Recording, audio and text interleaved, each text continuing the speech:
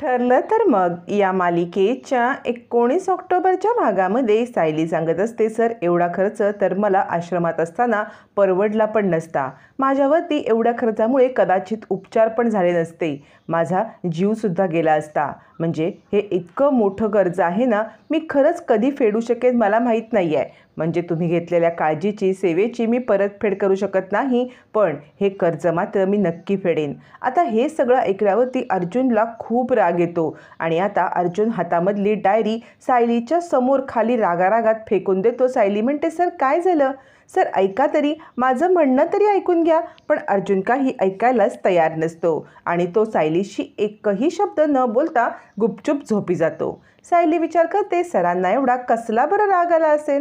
इकडे आता नागराजला समजवायला प्रिया आलेली असते. साक्षीने दिलेलं काम अचूक करण्यासाठी प्रिया सांगते, मला असं वाटते, हे बघा, आपण एकत्रितपणे काम केलं तरच आपण एकत्रितपणे आपली ताकद बनवून राहू शकतो. म्हणजे महिपतीसोबत पॅचअप करून घ्या, उगाचच या सगळ्यामध्ये आपली बाजू वीक व्हायला नको. नागराज म्हणतो, तो महिपती शेंबडा, त्याला एक काम धड करता येत नाही आणि तू आता मला शिकवणार की मी कसं वागायचं ते. याच्यावरती प्रिया म्हणते, तसं नाही, एकीमध्येच आपली ताकद आहे ना, म्हणून मी म्हटलं. याच्यावर नागराज म्हणतो, 20 वर्षापूर्वी त्याला काम दिलं होतं, ते सुद्धा त्याला काम नीट करता नाही आलं, 3 माणसांना मारायचं, आणि आत्ता त्या पाव किलो सायलीला मारण्याचं काम दिलं, ते पण त्याला नीट नाही जमलं. या ना महिपतीची काय बोलण्यातच अर्थ नाही. याच्यावरती प्रिया म्हणते, सावकाश बोला, पण मी काय सांगते ते ऐका. अहो, महिपतीसोबत पंगा घेणं पण चुकीचं आहे ना. नागराज म्हणतो, कसला पंगा? असे 50 गुंड मिळतील, त्यांना मी सुपारी देईन. याच्यावर प्रिया म्हणते, हो, पण ते 50 गुंडांचे हात दगडाखाली नाही ना अडकलेत. महिपतीची मुलगी साक्षी ही खुनाच्या आरोपात अडकले म्हणून त्याचे हात दगडाखाली अडकलेत आणि म्हणून तो आपल्याला मदत करेल. असं बोलणं चालू असताना रविराजांची एंट्री होते. रविराज म्हणतात, तन्वी तू इथे? आणि नागराज, काय चाललंय तुझं?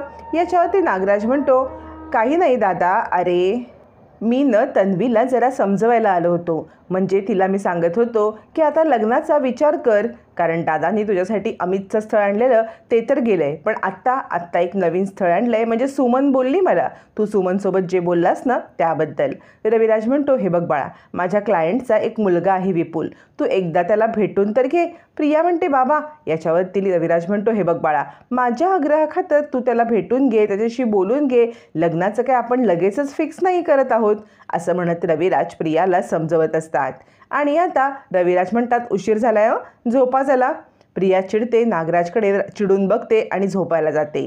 विचार करते की काय हे माझ्या पाठीशी व्याप लागलाय, आणि ती साक्षीला मेसेज करते की मी नागराज आणि महिपती यांचं पॅचअप करण्याचा पूर्णपणे प्रयत्न केलेला आहे.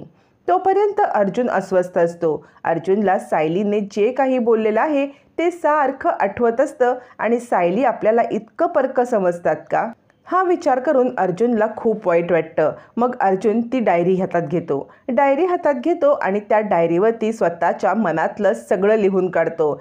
जे त्याला सायलीला सांगायचं असतं ते सगळं त्या डायरीवरती उतरवून मगच अर्जुनला शांतपणे झोप लागते. तोपर्यंत इकडे आता पूर्णाजीसुद्धा झोपी गेलेली असते आणि तिच्या मनामध्ये सारखं प्रतिमाबद्दल विचार असल्यामुळे तिला स्वप्नातसुद्धा प्रतिमाच दिसते. म्हणजे 20 वर्षापूर्वी प्रतिमाला दिलेलं वचन आठवतं की तुझी मुलगी तन्वी आणि माझा नातू अर्जुन यांचं आपण मोठं झाल्यावरती लग्न करूया. आणि प्रतिमाची आणि पूर्णाजीची शेवटची भेट पण तिला आठवते.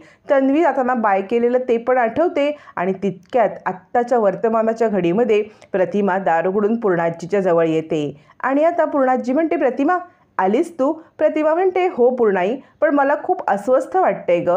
याच्यावरती पूर्णाई म्हणते, बाळा काय झालं? तुला अस्वस्थ वाटण्यासाठी इतकं काय बरं झालं? याच्यावरती प्रतिमा म्हणते, पूर्णाई हे तू विचारतेस? मला खरंच माझ्या तन्वीची खूप काळजी वाटते. तू माझ्या तन्वीसोबत असं का वागतेस? तिच्या हक्काचं जे काही आहे ते तिला का नाही देत आहे? माझी तन्वी फक्त या अर्जुनची बायकोच होणार आहे, तर तू तिला या घरात मनात का बरं स्थान देत नाहीस? सुभेदारांची सून म्हणून का मान देत नाहीस? आता प्रतिमाला खरं तर म्हणायचं असतं सायलीबद्दल, पण पूर्णाजी समज करून घेते प्रियाबद्दल.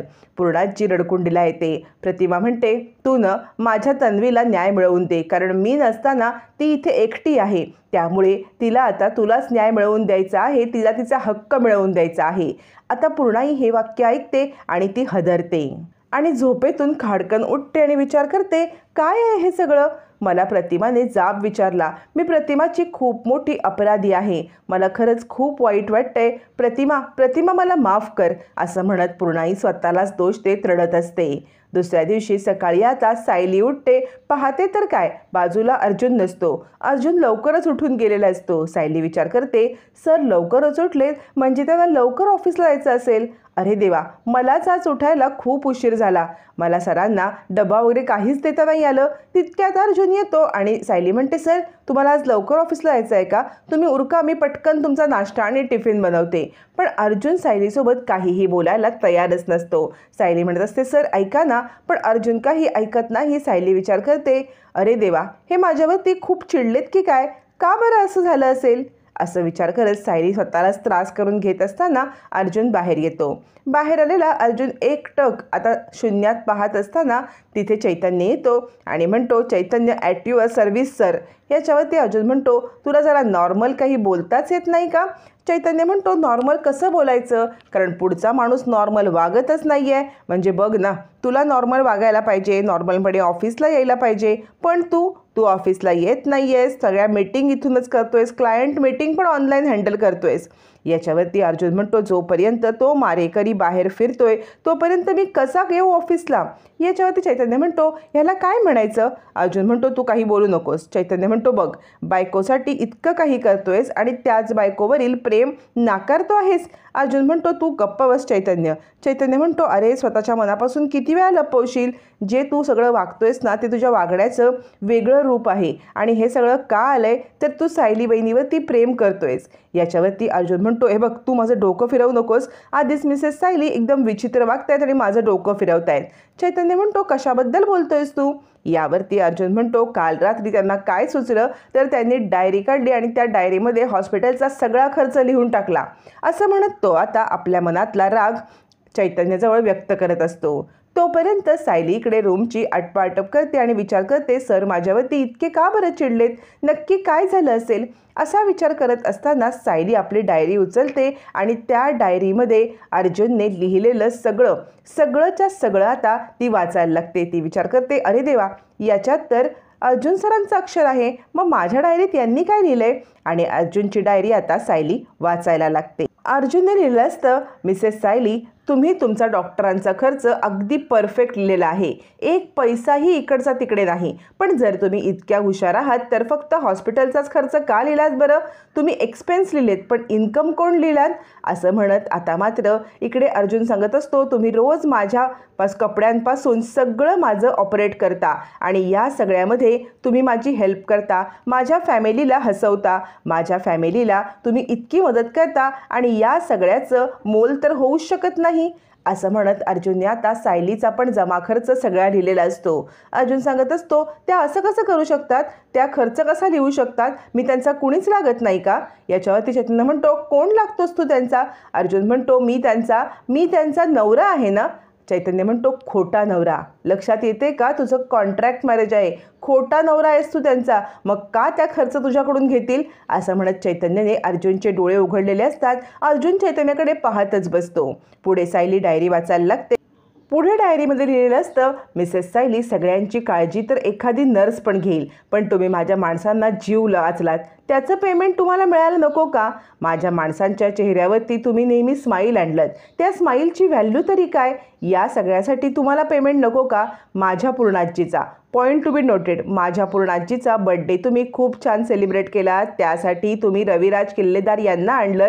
माझ्या पूर्णाजीच्या चेहऱ्यावरती स्माईल आणलं. मग त्याचं पेमेंट तुम्हाला मिळालं नको का? पूर्णाजीच्या चेहऱ्यावरती आलेल्या हसूला मोल नाही आहे. तुम्ही हे सगळं केलं आणि तुम्हाला या घरामध्ये सगळेजण किती त्रास देतात मला माहिती आहे ना. पण तरीसुद्धा त्या सगळ्यांची पंचिंग बॅग बनत तुम्ही स्वतःला सिद्ध केलेलं आहे. मग जर तुम्ही इतका मोठं मला गिफ्ट देत आहात, माझ्या आजीला गिफ्ट देत आहात, तर तुम्ही तो इन्कममध्ये लिहायला नको का? तुम्ही फक्त एक्सपेन्स लिहित आहात. आणि माझ्या बहिणीचं क्रेडिट कार्डच्या वेळेला इतकी मोठी चूक झाली तेव्हा तुम्ही इतक्या डेलिकेटली ते हँडल केलं आणि तिला चूक सुधारण्याची संधी पण दिलीत. या सगळ्याचं मोल काय? तुम्ही माझ्या आईच्या चेहऱ्यावरती नेहमी हसू आणता. त्या सगळ्याचं मोल काय? हे सगळं तुम्ही माझ्यासाठी करता. म्हणजे आपल्यात कदाचित काहीतरी नातं असेलच ना, कदाचित मैत्रीचं नातं असेल, कदाचित माणुसकीचं असेल. कारण मी जेव्हा किडनॅप झालो होतो तेव्हा तुम्ही मला सोडवलंत. त्याची प्राईज मी कशी ठरवायची आहे मिसेस सायली? आणि या विश्वास तुम्ही माझ्या खोलीमध्ये एका खोलीमध्ये माझ्यासोबत राहता, या विश्वासाची काय किंमत मोजायची आहे मी? असं म्हणत अर्जुनने लिहिलेलं सगळं सायली वाचत असते आणि भावूक होत असते.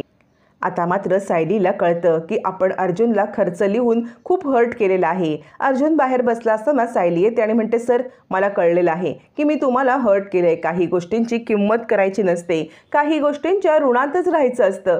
सर मला समजलंय, मी तुम्हाला हॉस्पिटलचा खर्च विचारून हर्ट केलेला आहे. तुम्ही काळजी करू नका, खरंच मी तुमच्या ऋणातच राहणं पसंत करेन. मग सायली अर्जुनला म्हणून आत येते. तर आता इकडे पूर्णाजी म्हणते, ही माझ्या घरात आल्यापासून संकटांची माळ लागलेली आहे.